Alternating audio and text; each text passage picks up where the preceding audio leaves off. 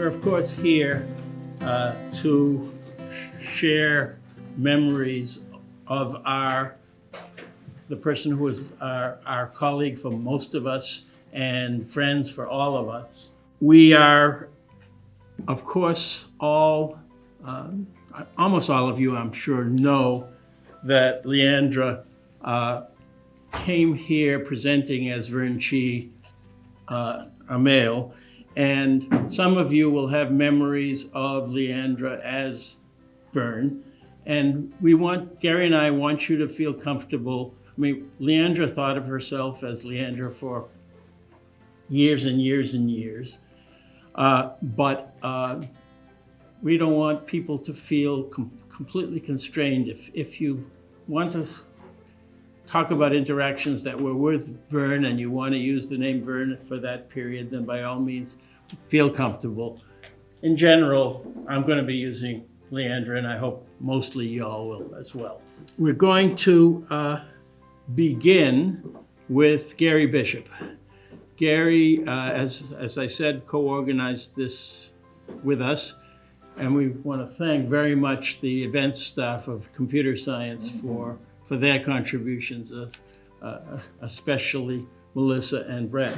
Gary spent like lunch after lunch after lunch with Leandra for years, and so we'll start with Gary. We will then play a longish video from Tim Quigg, who unfortunately can't be here for a long, long time. He was Leandra's boss, and they had a lot to do with each other, and I think you'll find his presentation, even though long, to be extremely touching.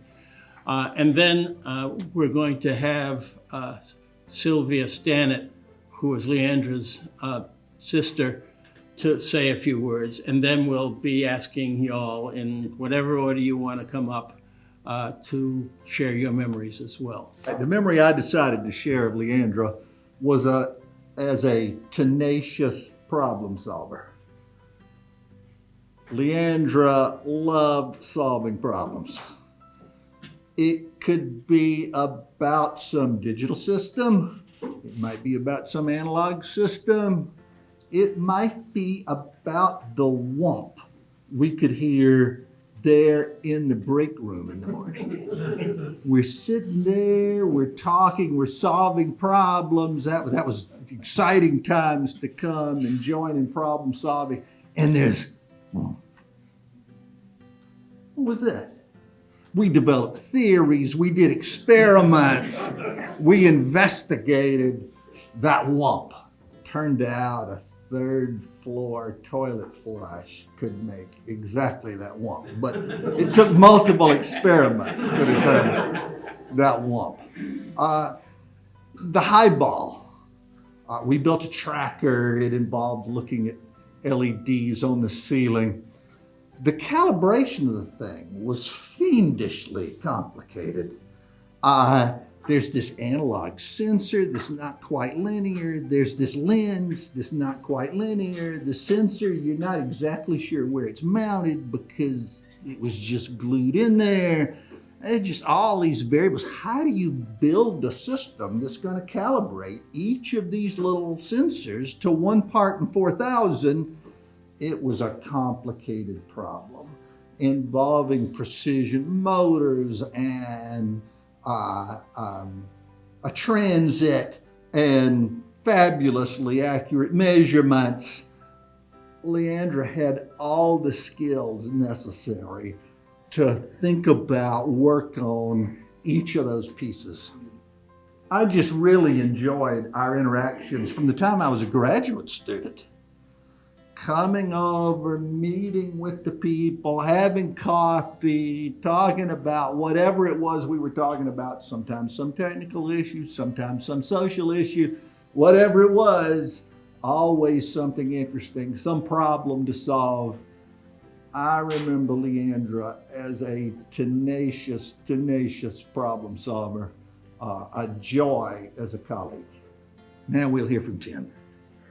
Hi, this is Tim Quigg, former Associate Chair for Administration and Finance and Entrepreneurship here in the Computer Science Department. I appreciate the opportunity to be involved in this special activity today. I didn't officially meet Vern Chi until I joined the department as Associate Chair in July of 1995, but I had known about Vern for quite a while before that day.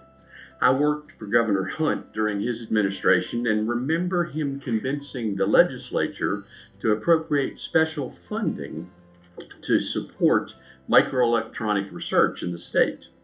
North Carolina had been the finalist for several high-profile projects, including a consortium of companies called the MCC, the Microelectronic Computer Technology Corporation, but unfortunately we had not been chosen for any of them. So he wanted to be able to increase our chances of being successful in the future. The funds were used to start the MCNC, the Microelectronics Center of North Carolina, along with a couple of other important initiatives. The most important one from my perspective was the MSL, the Microelectronic Systems Lab here in the Computer Science Department at UNC. That was almost 15 years before I joined the department. And I never would have guessed that one day I would have the privilege of working closely with Vern, the MSL's first director. I remember my first day on the job very vividly. I spent a few moments with the chair, Steve Weiss, discussing a series of things, and that was followed by a brief meeting with the administrative staff. I then went to my office, and before I even had a chance to sit down, I heard a voice at the door.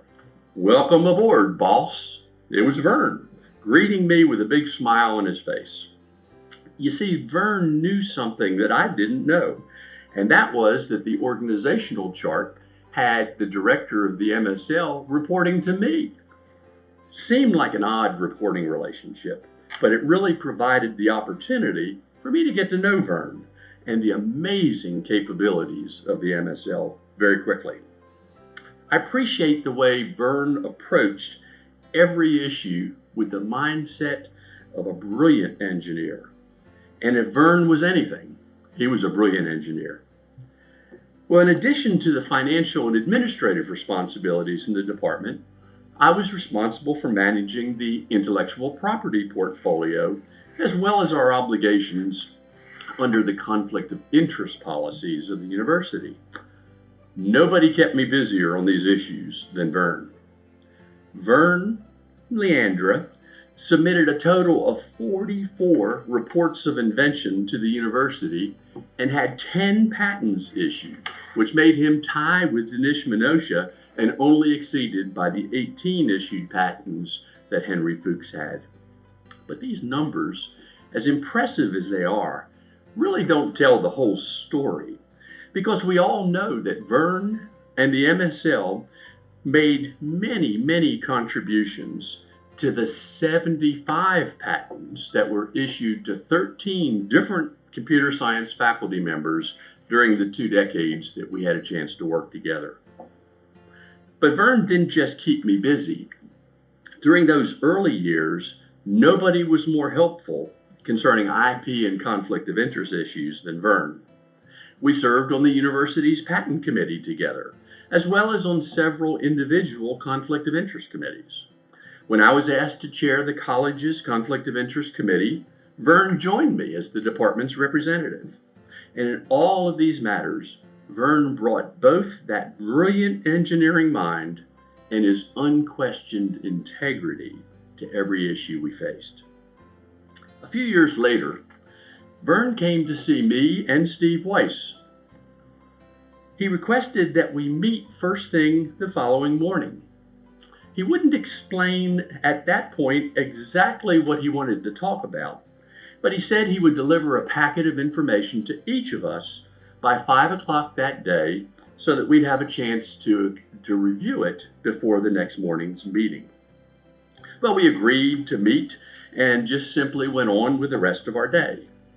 But I dreaded reading that information because I was convinced that it would contain Vern's resignation. You see, the faculty had been discussing issues concerning the roles and responsibilities of tenure track faculty versus the roles and responsibilities of research faculty. And I knew that Vern really wasn't very pleased with the direction the discussions had been taking. I also knew that Vern had been out in Oregon twice recently, and I was convinced that these two data points pointed to Vern leaving the department to return to a position at the University of Oregon. Well, my afternoon was typically busy, and I didn't finish my last meeting on campus until around 6 o'clock. So I decided to go straight to the parking lot and drive home. I could come in early the next morning and quickly review all of Vern's resignation materials before the meeting. I didn't see any reason to ruin my day with the confirmation that we would be losing such a stellar colleague. Well, the next morning I arrived plenty early, and I began reading the materials that Vern had left. They were not at all what I expected or could have ever imagined. There was no resignation letter. Instead, the materials described in an engineer's elaborate detail the challenges Vern had been facing during much of his life concerning his gender orientation. He approached the issue from the perspective of that brilliant engineer, describing the problem in excruciating detail.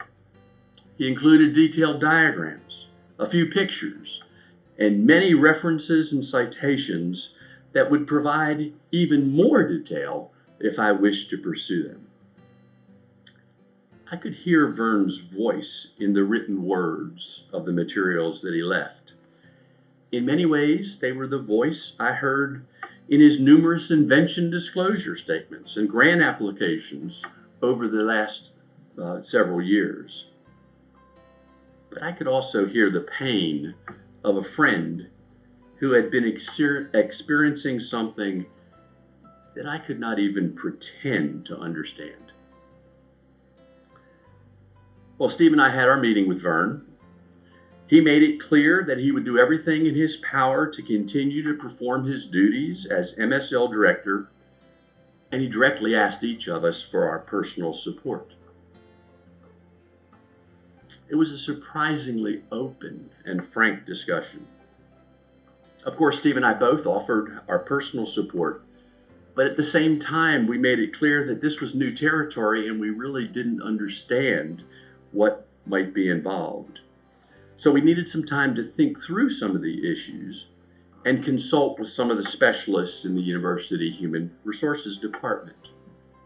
It was decided that I would take the lead and collect information without breaking Vern's confidence and without mentioning his name to anybody until he said it was okay to do so.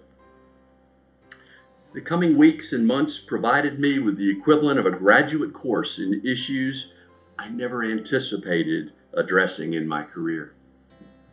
But the situation was made easier at every step because Leandra wanted to be certain that to the extent possible, nobody would feel uncomfortable during her transition. Leandra and I met often. We set up a time to meet each week for a number of months and agreed that we would meet in between those meetings if needed. Many unexpected issues kept popping up. I remember the perplexing issue of Leandra having to change her gender from male to female in the university's personnel records. She tried to make the change on her own, but was rebuffed by a clerk in the HR department. There was clearly no university personnel policy in the manual that covered such a request. So I took it to the appropriate vice chancellor, who just happened to be a woman who had been a graduate student at NC State and worked as a research assistant on a project that I had headed years earlier. She really took great pleasure in asking me if anybody had required me to prove that I was male when I checked that box on my personnel form. I got her point. If somebody says they're female, that's good enough for her. So we were able to check that issue off our to-do list rather easily. Well, as it turns out, the transition from Vern to Leandra really went rather smoothly within the department. Everybody seemed to be sensitive and understanding to the issues involved. But there was one notable exception. More than a few of the female members of the department's staff said that they just felt uncomfortable being in the same bathroom with Leandra. I hesitated to bring this up with Leandra, but I did. And she immediately came up with a good solution. She offered to restrict her use to the second floor women's bathroom, and that way anyone that felt uncomfortable simply could go to the bathroom on a different floor. This seemed to be a good compromise, and it was accepted by everyone, and it provided enough time for people to become more comfortable with the change. There are many more examples, but time doesn't permit me sharing all of them.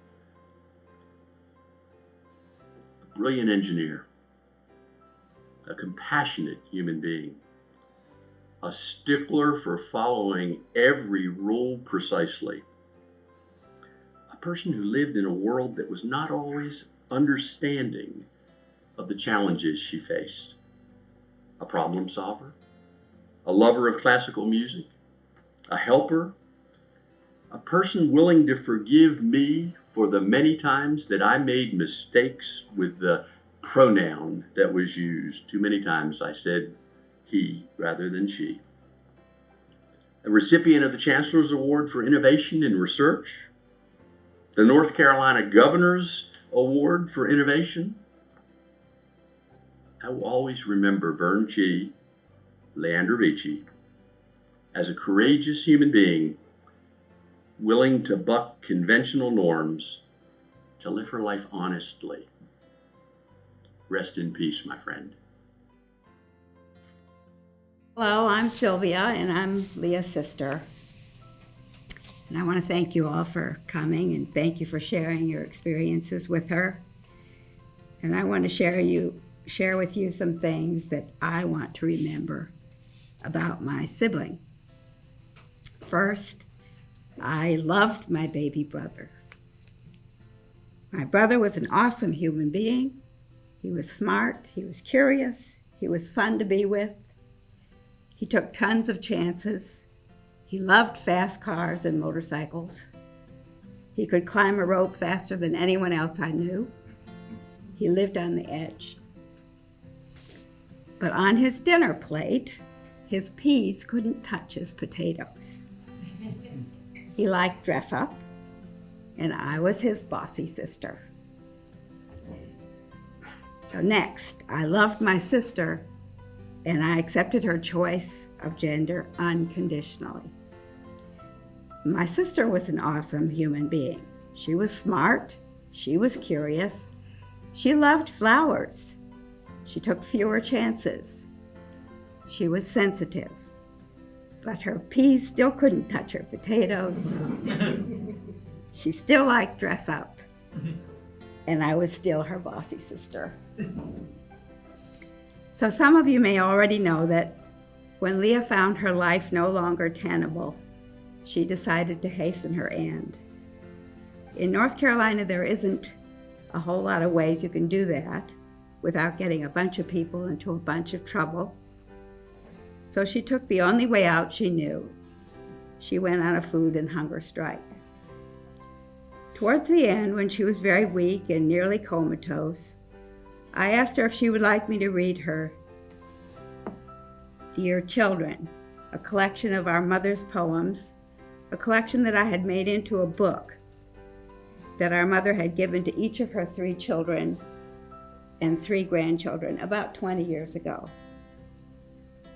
We, Don and I and my daughter Melissa, read the poems to her from cover to cover.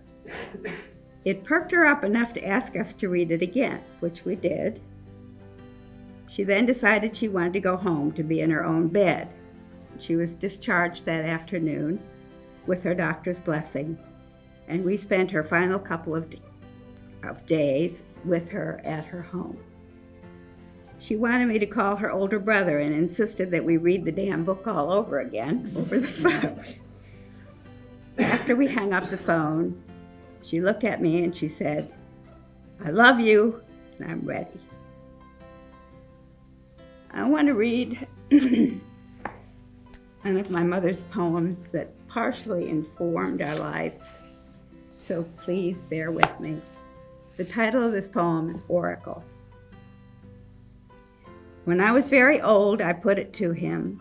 All my life he'd been my oracle, who answered me ambiguously in riddles, or answered a question with another question, or told me I ought to go figure it out myself.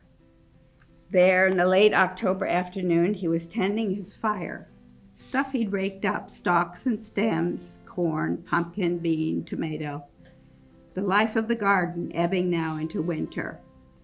The sun was setting, and a crimson moon was on the horizon. Smoke was in the air, pungent, and the smell of sodden leaves. All things spoke of decay, and woke in me a mood of unreflecting melancholy.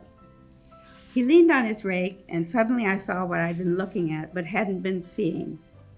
It took a memory from long ago of such an afternoon with a red moon rising and a blue-eyed giant coaxing a little child to tell him why the low moon looked so big, as we stood together hand in hand and watched while it floated up and shrank to its normal size. And here he was, in his old Mackinaw coat, loose on him now, his shoulders no longer square, his neck wrinkled and scrawny, his hands gnarled. It was late autumn for him, as for his garden. But the garden would always know another spring. I said, "Do you believe in an afterlife?" A serious question merits a serious answer. Sitting on a crate, he began to fill his pipe, and his eyes had that unfocused look I knew so well. He drew in the match and puffed before he spoke. "Of course, you know the laws of conservation. From the larger picture, nothing is ever deleted. And if you believe that consciousness is real and permeates all, as I know you do, why then you'd take it for granted that consciousness is conserved. Call it soul if you like, and I know what you mean. But that's not what you are asking. You want to know whether you and I will meet in the sweet by and by. That is something I do not give much thought to, and won't, though I'll admit it would be nice if identities indeed persist unbodied and we could recognize each other there. I'll find out soon enough one way or the other, but now, no matter how you worry it, you cannot know. I'd say, let it alone." It was getting dark. The ashes were glowing red. He raked them together and shouldered his tools. We walked side by side in the material world that both of us loved so well, the world of the senses, at peace with each other and with ourselves. Sometimes I wonder what he found in the hereafter. Thanks. I'll tell you how it is that Vern Leah came to us. We lost the MCC competition, but in the process, Admiral Inman, who was leading the search committee, was determined that each of the 4 schools nationally that were contenders, we thought it was wired for Texas, and it was, but he was determined that each of the 4 would benefit. So when he had breakfast with Governor Hunt, he said, "Y'all's chip work is really first class, but your computer science is behind." And so the governor said, "I tell you what we're going to do. We're going to build a new computer science building, and we're going to give them 5 positions at State and 5 positions at Carolina." And I think we had maybe 10 faculty at the time, so 5 positions was big. And then the chancellor and I were out at the Triangle waiting for the party to come out there. So the governor called us on the phone while the party was traveling and told us what he had promised. Well, our colleagues at State and Carolina wanted to make chips. and they were deeply involved in making chips, but nobody wanted to make machines out of chips. And so we decided what we would do is make machines out of chips. And so we needed talent for that. Well, about this time, Vern came to visit Sylvia and Don, and Don brought him over to meet us, and we talked about this ambition, and he was interested, and he wasn't coming recruiting, and we weren't recruiting him in particular, but it came together exactly right, and he turned out to be the perfect person to lead the MSL because of the immense array of talents in everything from optics to electronics to, frames, calipers, and cooling, the stuff you have to do to make a real working machine of many systems of many kinds. And so that's how we came to be blessed, and I won't duplicate what Tim said. Vern came to Gary and came to me at the same time. I guess he went to Tim and Steve and gave us the document to study the night before and have the meeting. And we loved him and we understood, and we said, let's make that work. So, thank you. I remember a number of these incidents that people have mentioned before, and they're warm memories of our departed friend. How wonderful it was to meet with then Vern, this person who, as Fred said, was competent and interested and could talk in great detail about from one end to the other of the spectrum. And so what before was only a few students talking about things, now there was somebody who's going to devote full time and energy to the whole range of things that we needed. And I've never had that experience before, and probably not since, that range of experience and interest to do that. So the only thing that's left for me to share with you, I think, is a couple of building stories about Sitterson. Some of you may remember that relatively few members of the department were on the building committee. We're just the tenants of it, but something like, I think 3 of us may have been members of the committee, and the rest were the campus architect and the representative from physical plant and, this, that, and the other. But then when things started, the actual construction, there was somebody interested, for example, in how good is the grounding going to be in the laboratories. Do you guys remember this, right? Well, I just always assumed, you attach it to the metal or something. Would our friend be settling for that? No way. Okay, so this is the person who not only insisted that the proper kind of welding be done. Am I speaking the truth, John? Okay, but personally inspected and tested and found the flaws in places where the welding was not done.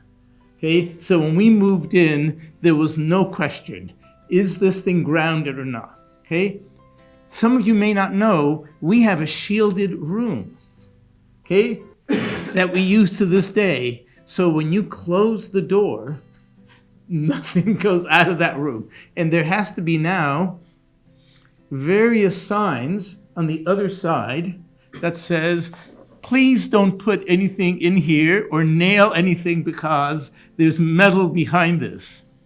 Okay? The final thing I want to show you about the building is, at some point, John, do you remember there was some leak in the roof of Sitterson? Okay, and what did Leandra do? Repelled from the roof. Am I speaking the truth or not? Repelled from the roof to check the drainage in Sitterson and found some that were not properly draining. Okay, now, how many departments have a person that can do all of that? Okay. I don't think we're likely to find another like Leandra. So I was a member of the department until about 2000 and worked on a series of machine building projects here at UNC. It began in the fall of 1980 when Lynn Conway and Carver Mead's method came to us via Henry, who taught an amazing course in VLSI design. I didn't realize that actual normal humans could actually design these things, but apparently they could. And late in the fall, something really amazing happened. The state government decided to do something the unthinkable today, namely put money into developing microelectronics education at the various universities in the state. So those two things came together in a very interesting way, and we ended up with these faculty positions. Fred very wisely used the first one of these to hire Vernon Shee. So I heard about this, I guess, late in the fall, and I was invited to, maybe you should go over and talk to this guy. He's probably really interesting. I said, okay, fine. So I walked over to his new office and introduced myself. We sat down in two chairs with 2 cups of coffee, sitting on a large spool of wire. The wire spool was the sum total of MSL's equipment at that point. So we chatted for, I don't know, an hour, and we talked about head tracking in the service of head-mounted displays. We spent the whole time talking about head tracking, how difficult it was, how hard it would be to do, and why it was important to do it. And that was great. We had a really wonderful talk, and I thanked him for talking to me and sharing coffee and everything, and walked out. And it was about that time when I realized, oh, that was a job interview. So I ended up taking the second or third of these positions in the MSL. So at some point over the next few years, we went from a spool of wire to a Melita coffee maker, and that was a key piece of equipment, let me tell you. So eventually we persuaded Bernie Chern at NSF and John Toole at DARPA to give us some money, and they took an enormous risk on us.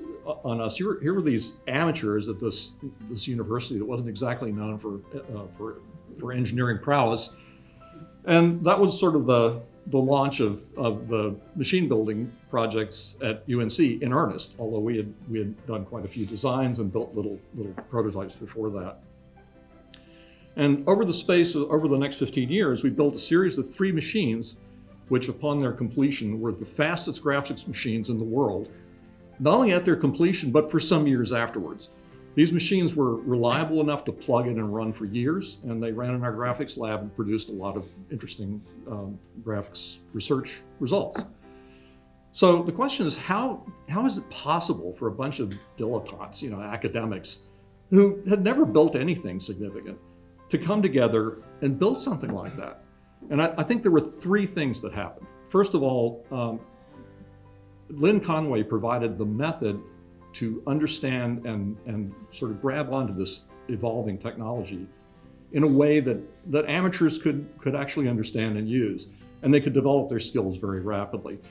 So by the mid-80s, 90s, we were building machines of significant complexity and getting them to work on the first crack. Lynn Conway, by the way, is also coincidentally a transgender person, and probably the one of 2 or 3 people who've had the most profound effect on my career. The second thing was the state money, which came to us and provided the possibility of having research faculty in this department who could work on these machines. But the third thing was, we assembled a bunch of people who had a great deal of skill and enthusiasm, but none of us had the first clue how to take other people's money and produce something significant, how to build a large machine. We were very, very fortunate. We were in the right place at the right time because Vern was here. Vern knew how to do this stuff. He guided us. He solved problems. He was in there in the trenches with us every single day. And I am very blessed to have known her. Thank you. I remember that meeting that Tim spoke about, and afterwards before the meeting thinking, oh, we're going to lose Vern, and afterwards thinking, oh, is that all? And I was really amazed, and it speaks well to the wonderful people that work here, that how smooth the transition went. It was very unusual for somebody to change gender and to keep the same job. but Vern and Leah did that, and did that very smoothly. I came here with 2 stories, and after Henry's talk, I now have 1. But I want to talk a little bit about another story about, this was Vern, because it was while the building was being built, his contribution. And he and our former associate chairman, Ralph Mason, were on site every day, checking to make sure that everything was being done properly. And Vern had an intimate knowledge not only of the plans, but of the technical specs for every piece of equipment that is going into the building. And one day, he discovered that a muffler that was going into the air handling system was not the muffler that was specified. It was a cheaper one. They were trying to pull something on us. And that was something that would have been visible for one day. The previous day, it wasn't installed. The next day, it would have been covered up. And Vern caught that day, and because of that, we have a quieter building. Now, let me just add a little bit to the water story.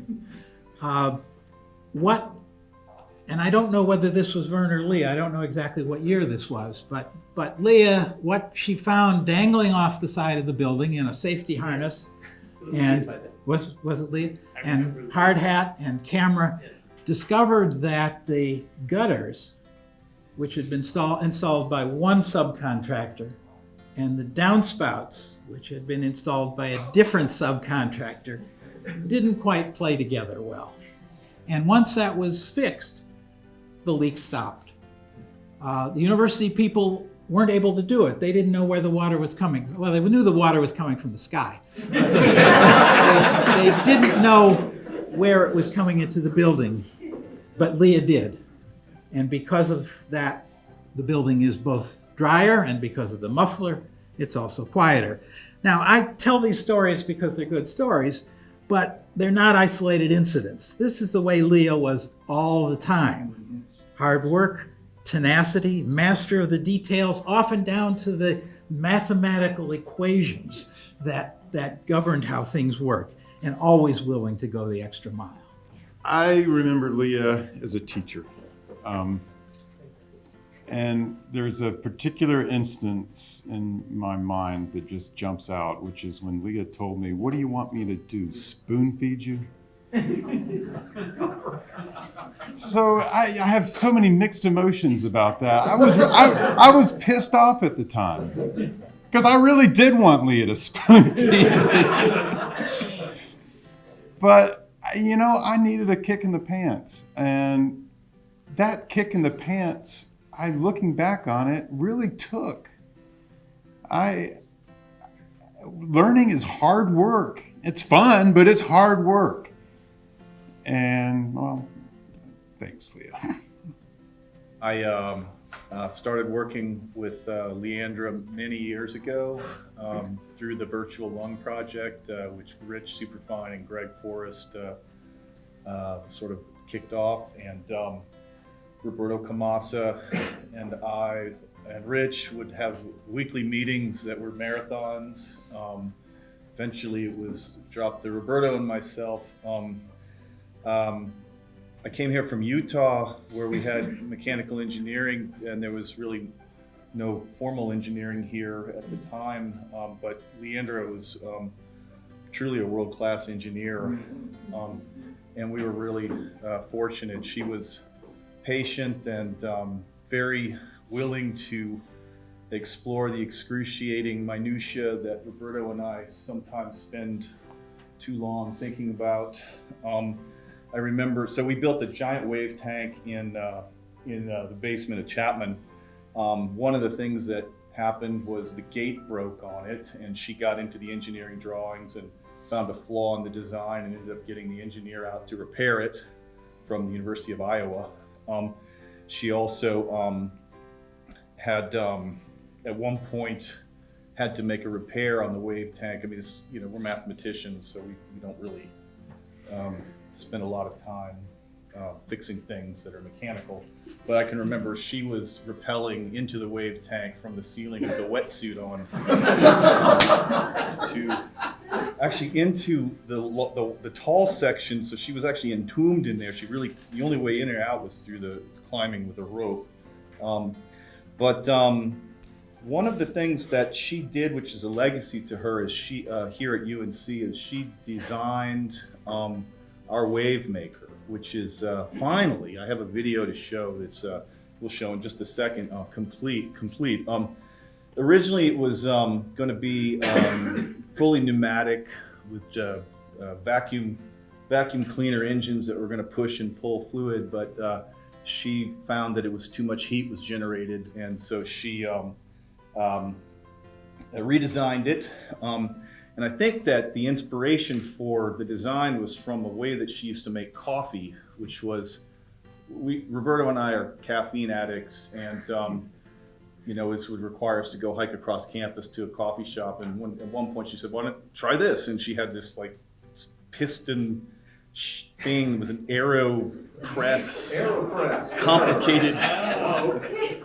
complicated coffee maker that she used to. It's a simple, fabulous design.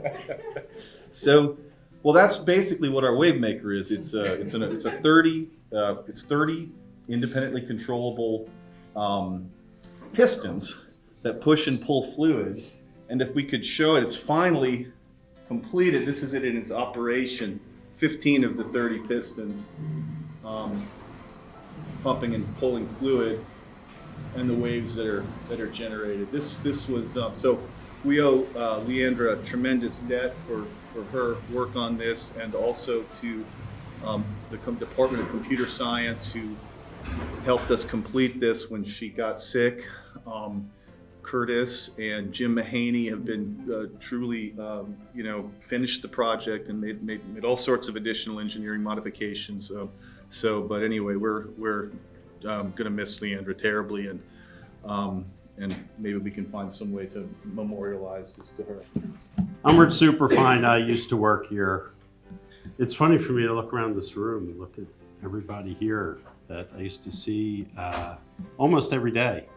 And to think back with Leandra, and it was like 15, 20 years, twice a week, meeting, talking about everything, and solving really hard problems. As an academic, one of the greatest privileges you have is to be in rooms with brilliant people. And Leandra was one of those people. She was a phenomenal engineer, but I think in a way, when I look back on it, her devotion to engineering was a singular, incredible passion that verged on the most outrageously mad artist. As a physicist, my training coming out of graduate school was to build kilovolt power supplies where everything was held in place with 5-minute epoxy. You can imagine you open up the box and literally epoxy is dripping everywhere. And as a physicist, you really have no idea how to make something work. You have an idea that something might work. Well, Leandra taught me the difference between what it means to have an idea and what it means to make it work. And I appreciate what you're saying about, learning you up. Leandra did that for 15, 20 years every day, and teach me the difference between a goal and a specification. And the enormous discipline it takes and devotion it takes to actually make something work. I was imagining when the story about the grounding wire in the building and looking at every weld, what immediately jumped to my head was, I know Leandra got out a loop. Right? She pulled it out of her pocket and got down on her hands and knees to look at each weld, because she always had a loop out, because that was how she would look at everything, excruciating detail. Rich, I'm so glad that you showed the movie. And I kept thinking to myself, I need to start bringing stuff over here to show what she did. But I'd be bringing over like my whole lab. You know, and I look back on how she contributed to my work. And by the way, my career has been built upon the phenomenal work of many people in this room. But Leandra built practically every piece of wizardry that is in my lab. And to this day, there's nobody that has come close in the scientific literature for the magnetic system that she built.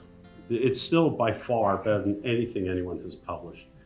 She still conceived the first electrically controlled objective and built this impossible project. And we should set up a time when people can come back, perhaps in the combination of between the fluids lab and our lab across the hall, have people enjoy what Leandra built. But she built this impossible multi-objective microscope that again has not been equaled in the literature. Just like time after time again, she built impossible things. So we're going to name one of our laboratories in honor of Leandra, but it's funny for you to talk about the wave tank. I hadn't even been thinking about that. I think it's the whole floor. let's just do the whole floor for her. So in the end, you know, I remember this epiphany I had, and it speaks to gender roles, and there's no excuses for the biases we hold, but I was putting together the slides for one of our presentations competitively to get a renewal in our center grant. And again, Leandra's work is like, you know, you put that work in front of the panel and they just looked at it and said, all right, this team is intellectually outrageous and they could do what they say they're going to do. And I remember the first time that, you know, when you're putting those slides together for a center, you're very conscious of gender diversity because, you know, that's the kind of thing we've started to think about and pay attention to appropriately. And I remember in doing that to put, you know, I knew originally Leandra's Vern, but to put her picture on the slide and to say, wow, the best damn engineer I've ever met is a woman. And it was very strange, for whatever reason, to be confronted by that. But in the end, thank you, Leandra, for everything she did, and she made all the wizardry that we accomplished possible. Thank you. So I'm Steve Molnar. I was one of the later people to be involved in these big graphics machine projects here. And so one of the challenges of those projects was we had to build this whole machine, and it had many aspects. So there was the graphics part, the graphics architecture part, which that's what a number of us were interested in, but it needed clocking and it needed power supplies and it needed all of these things. And who was going to do that? Well, this was a university. We had to get people who wanted to do it as research projects. So we built in this huge risk by having risky research projects for all of the different system aspects of this project. And that some of them were truly elegant, and I think they rivaled the overall purpose of the machine. And one of them was the clocking for pixel flow, this standing wave-based clocking, which is an incredibly elegant technique. And so Vern or Leandra just shepherded that through, and not only was it one-dimensional, but it was two-dimensional standing wave clocking, and it's just an amazing approach. So anyway, I also wanted to share one personal thing. So my wife and I, we were here during the time of Fran, as many of you were, the hurricane that came through and just did a number on this area. And so everybody was off chainsawing the trees that were down in their yard. And, you know, I thought I'd had a hard day chainsawing, you know, all day, you know, limbs that were down, and then heard what happened with Vern. So there was this enormous oak tree that had fallen on the barn. And it was not a small oak tree, this was an enormous one, and it was just all over that barn.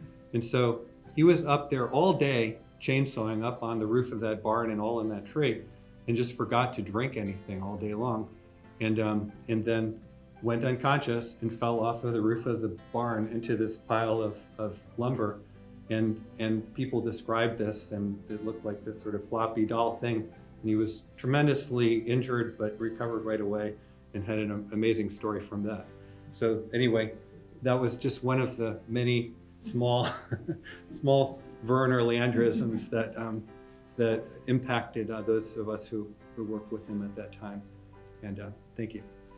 Without Vern, I would not have finished my dissertation project, because they'd flown across the country a scanning tunneling microscope that had attached to it a literal torture device, which was little nails stuck all out of a micrometer head that you had to go,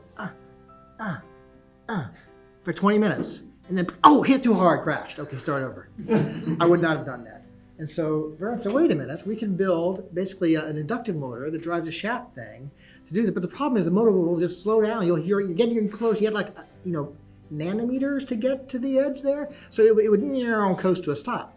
So he's like, okay, what we're going to do is we're going to measure the transfer function of the motor, and then we're going to invert the transfer function in electronics so that it runs to the end and it jams to a stop. Never mind that we're overloading the amperage by 10 times when we're doing this, because it's a small amount of time. It's the energy that matters, not the amperage. So it's kind of Scotty on the engine there.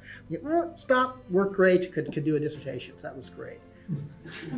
What I remember about Vern is he was like the most rational person I'd ever known. How do you do things? By the book. How do you think about the, rationally, go from the axioms, you built it up, you get the answer. And then he's the person who said one of the most 3 surprising things I've heard from anybody my entire life, which is, my whole life I've identified as a woman, I'm not going to put it off anymore, I'm going to change. I'm like, this is like the least rational decision. A rational person can make this decision, but it's a really deeply personable, life-changing decision, and it was not rational. So when I hear economists talking about rational decision theory and game theory, I just smile whenever we talk about people making everything. The second surprise was, as she was going through this transition, I asked, hey, can I pray with you about this? And I'm very Christian, and she's very not Christian, so I kind of expect her to say, yeah, no thanks. But she said yes, and we had this very kind of tender time of praying about God's love for all of his children, whatever they're going through, and different viewpoints going through that. So I remember that time very, very favorably. The third surprise was about a year ago, sometime last year, I was visiting her in her retirement, and we were talking about projects that we'd worked on.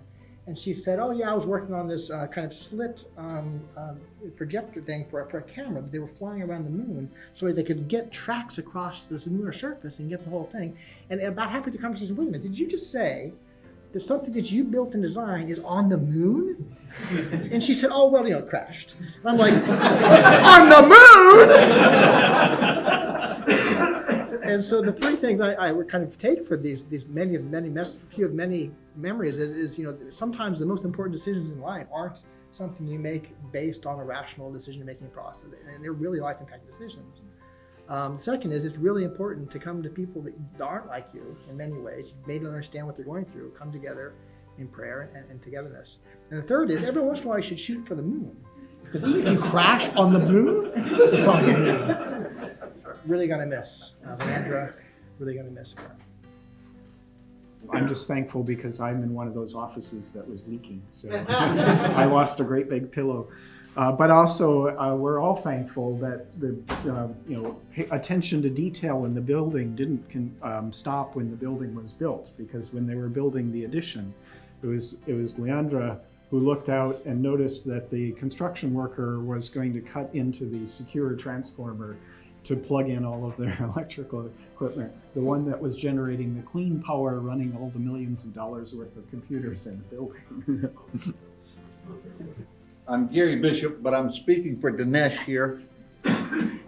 He says, I have the highest regard for Leandra as an amazing researcher, a great leader, especially as director of the MSL, and more than that, a wonderful human being. I started at UNC right after my PhD in 1992. Even though my research area was quite far from hers, I had great interactions with her on the second floor corridors or in conference rooms. In fact, many times Leandra reached to me as young faculty and went out of her way to help make sure that I am comfortable Interestingly, some of the best conversations happened around 6 a.m. in the morning when I was leaving Citizen after a long night, especially before deadlines, and she was a very early morning person. When I joined UNC, I was totally amazed by the MSL and felt that it was very unique and one of its kind lab in a CS department. I personally feel that some of the major research accomplishments and the big hit projects of UNCCS in the last 3 decades came out of the MSL, including pixel planes, pixel flow, mini HMD systems for VR and AR, wide area tracking, nano manipulator, 3D scanners, and many more. She was also instrumental in pushing a major research and teaching agenda in hardware systems in our department and ensured that the department established major national visibility in these areas. I also know that she played a big role in the design of Citizen Hall in the late 80s and played a major role in ensuring that UNCCS had a great building for more than 3 decades. I really miss her and her warmth. And I thought I would choose just a few words to think of, to talk about, and I'm primarily looking at the effect on me during the transition. The first one, as people have said, was surprise. Like, we really didn't see this coming. Second one was challenge. It was a challenge to me as an individual, and I think as being a part of the context in which she was doing this transition, to behave with integrity and kindness when we were part of a situation that was unexpected and definitely unfamiliar and not like anything we'd ever had experienced before. There was moments of awkwardness. There was the first time I ran into her in the ladies' room. That only happened, you only had to do the first one once. I'm on the second floor, I use that bathroom anyway. Another awkwardness that could have been, that kind of showed the sort of person she was in her relationship with Ina, was they used to come up from the country. They didn't come out very often, but they would come to our house on New Year's Eve. And the first time Leandra was there instead of Vern, I said to Ina, I said, what do I refer you to you as? And she said, oh, her partner. So it was just like, so that kind of leads to the, okay, there was no drama. There was humor. There was the day she came down the hall and she said, Mary, I've just been in this meeting. I had this idea. I put it forth. They ignored me. And about 20 minutes later, some guy said the same idea and everybody got very excited about it. I am really pissed off. And I said, welcome to being a woman engineer. There really was, I think that you've heard and gotten the sense there wasn't any drama. So lack of drama is another word. Her demeanor through the transition just didn't lead itself to drama. She faced issues head on. She had meetings. Somebody had a concern. She offered to meet in this very rational way of talking things through. It was that, and that took character on her point, and character is a word.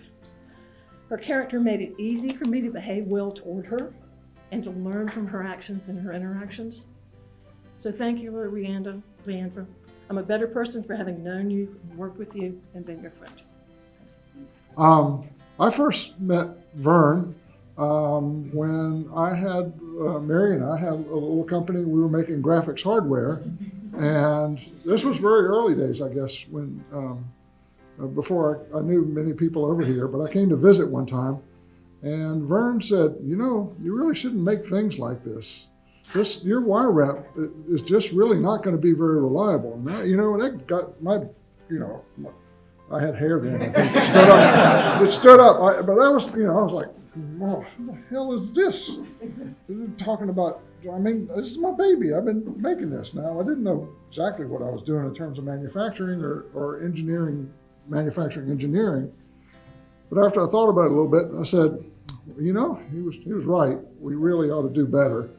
Luckily, only one of your systems broke consistently, but they had a hammer that they would hit on the side of the cabinet. It was a mallet. Sorry, rubber mallet was not a hammer. I have it upstairs. Rubber, that would get it working again. And I think that proved that Vern was right about what we did. I came to UNC in '93, joined the MSL as an engineer, and was just floored by how good an engineer Vern, Leandra was. This was a person who was so inquisitive and so analytic about solving problems. It really did just floor me. I had not worked with anybody. I'd worked with creative people, very creative people. I'd worked with people that I thought were damn good engineers, but the attention to detail and the analytic ability just really did floor me. I didn't exactly work on any projects exactly with her. I mean, I was a beneficiary of it in some ways. But only later, when I left the university and we started up this little company to commercialize some of the stuff that had been originally developed here, that I realized that, this highball thing, it really works. Well, that's because Vern/Leandra figured out how to make it really work. As Gary said, there were only about 10,000 variables here that you had to deal with. And there was a calibration system that we continued to use throughout the life of the machine. So I was a beneficiary in the very early days. I was a beneficiary when I worked with her. I was a beneficiary when my office flooded, and I was a beneficiary later on. And it was really great to know her. I don't think enough can be said for the early morning coffee culture of the MSL lab.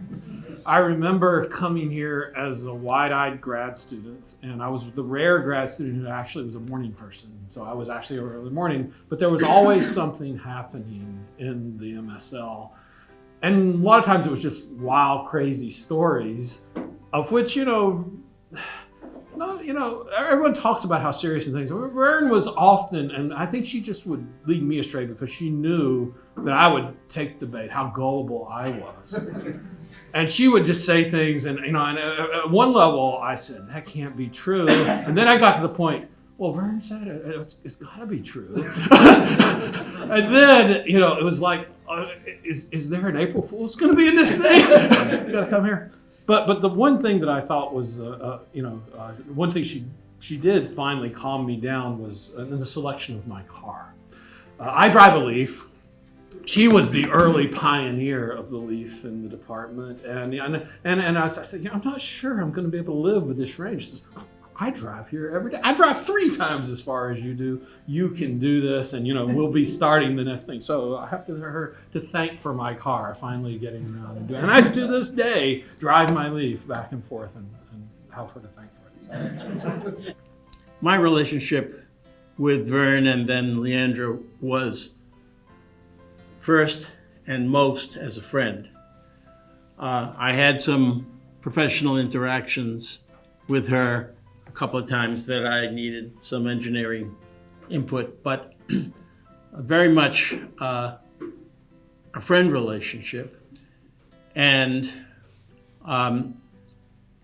when Leandra transitioned, and I believe I remember correctly that having fallen off that barn and lived through it, Leandra, Vern decided that miracle, I'm going to have more life. I'm going to live it as I see myself.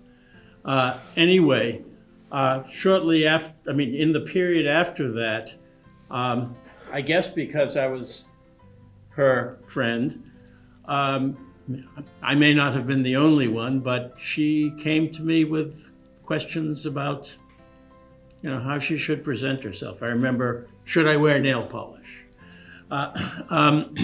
In any case, on the departmental side, the thing that was unbelievable to me relative to every one of us who were faculty in the department over the years, Vern, then Leandra, was at every dissertation defense in the department. Amazing. Nobody else could say that. And at every faculty meeting and contributing. You realize that Vern had a bachelor's degree, and at a university, a person with that kind of talent who has a bachelor's degree is not always given enough respect. I'm proud of this department that was much less the case than it could have been. And it was due to Vern and then Leandra's major participation in the department and commitment to, you've heard about the building and so on, that of course we had to, he was a member of us in good standing.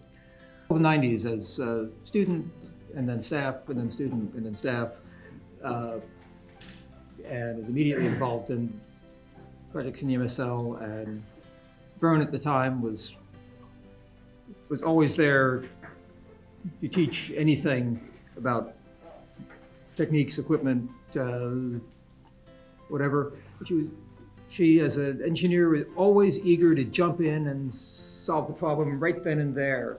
And one little particular thing I remember was I think it was a power problem, but all the computers were off. And she had whatever, I don't even know what the problem was. She went back to her office, grabbed the Tektronix oscilloscope that had a programmable calculator built into it, mainly for waveform calculations. And she programmed that to solve whatever the equations were for the problem of the morning. Well, the rest of us, I think, made more coffee. And by afternoon, clean power was back and computers were back. But she had a solution. So maybe that's one little tiny story. Will bring up some other stories about how Leandra always was the engineer to inspire all of us. So thank you. Forrest, I'm next door in mathematics, and in addition to later when Leandra helped with the fluids lab, my interaction was I thought it would be important, since you're documenting everything, a little historical minor contribution. I happen to be in the dean's office. I think I hold the record for the shortest term as senior associate dean. One of my proudest achievements since I've been here.